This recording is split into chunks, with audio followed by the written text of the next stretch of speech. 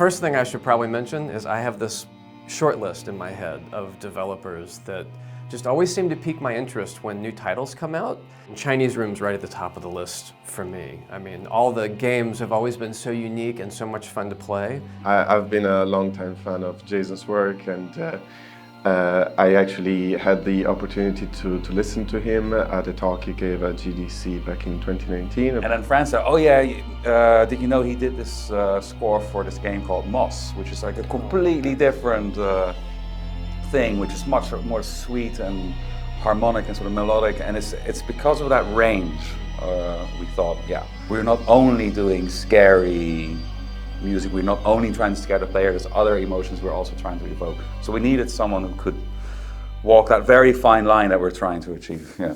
And as Dan was mentioning before, it's not just a scary game. There's subtext, there's a lot of emotional backstory. It's about family and it's about loss, and that's the sort of thing that speaks to me as a composer. It's been even more than I had hoped, just in terms of what we've explored and like the ideas that we've tried. I can be scary all day, and that's fun. But what really makes it fun, I think, is that combination of emotional and scary, because one sort of feeds the other.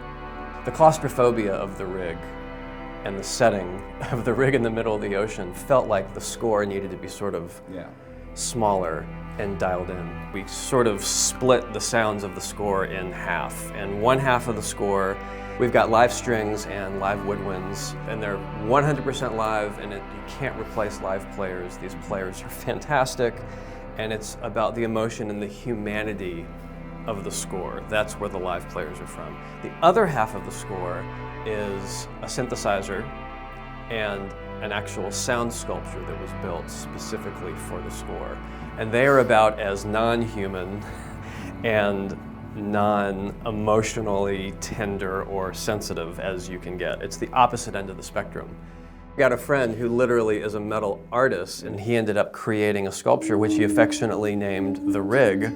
And it's brilliant because every surface of it can be tapped, bowed, scraped, or rubbed. And with the microphone techniques that are available nowadays and what you can do in the computer, it really did stretch the possibilities of what this sculpture sounds like.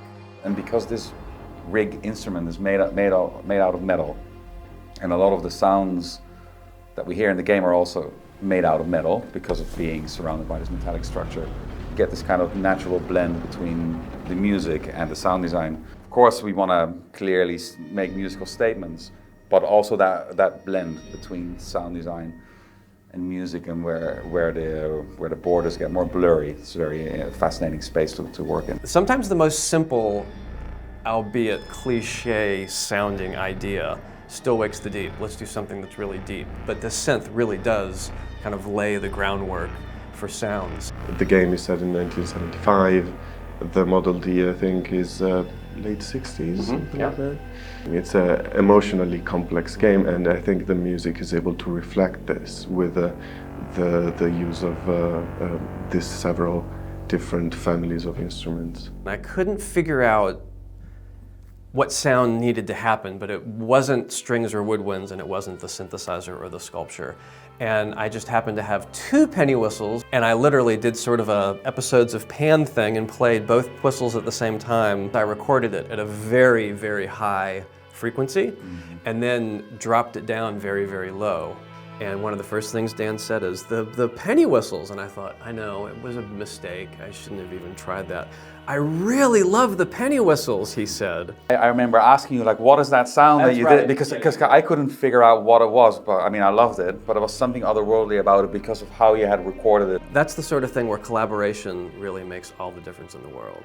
By the end of it, when it's all done, right, it will hopefully come across as like, well, you know, of course, this is how it works, but that takes a lot of time to find out, like, what is the logical thing to happen. Sometimes you have a plan and then you try it out, and then it was a good idea on paper, but it turns out in the game it just doesn't really work. And I think that's where we're currently at in this part of the process. There's a lot of music written, and now we have a really good opportunity to figure out where things go. And this game, I think, is going to be another fantastic entry in the Chinese Room catalog, because it does all those great things with music and story and character that the previous games have done, but we're doing, of course, another sort of twist and another interesting slant and what I think is a really, really original score for any sort of game, but especially for a horror game.